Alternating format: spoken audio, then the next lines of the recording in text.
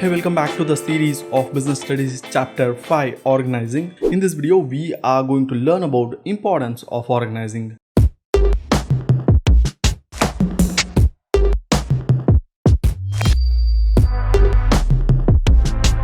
By the way, this is OBC online business class. As you all know, if you're not familiar with, that means you're new to this channel. It's worth subscribing, so consider it.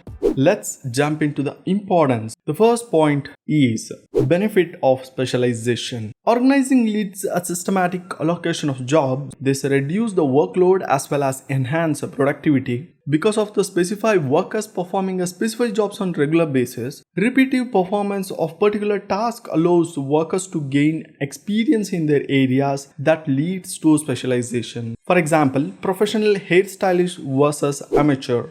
Moving on to the second point, clarity in working relationship. By creating a working relationship clarifies the line of communication and specify whom you should reporting. This removes doubt in transaction of informations and instruction. It basically helps in creating hierarchical order that helps in fixing a responsibility to individuals.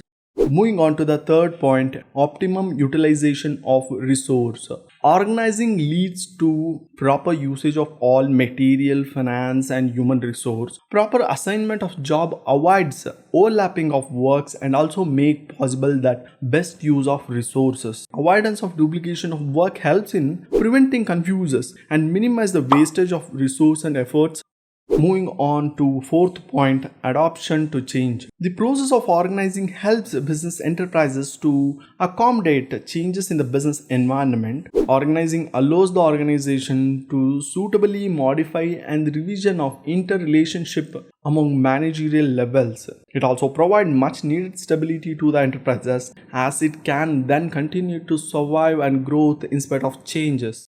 Moving on to the fifth point, effective administration. Organizing provides a clear description of jobs and related duties. This helps to avoid confusion, duplication. Clarity in working relationship enables a proper execution of work. Thus, management becomes easy. This brings effective in administration.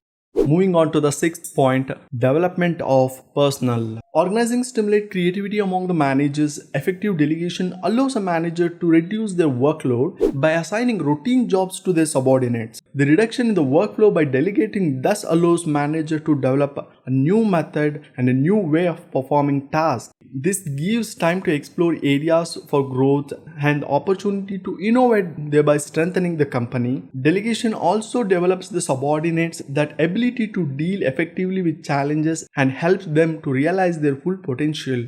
Moving on to the seventh point, expansion and growth. Organizing helps in growth and diversification of an enterprise by enabling it to deviate and existing norms and take up new challenges. It basically allows business enterprises to add more jobs, more positions, more departments and even diversify their product lines. Like new geographical territories can help to increase customer base, sales, profit. Thus, organizing is a process by which managers remove conflict among a people over work or responsibility sharing and creating an environment suitable for the teamwork. If you find this video helpful, share it. Click here to watch the next series which is on organizing structure. Support us by subscribing. Thank you for watching. See you in the next class. Bye.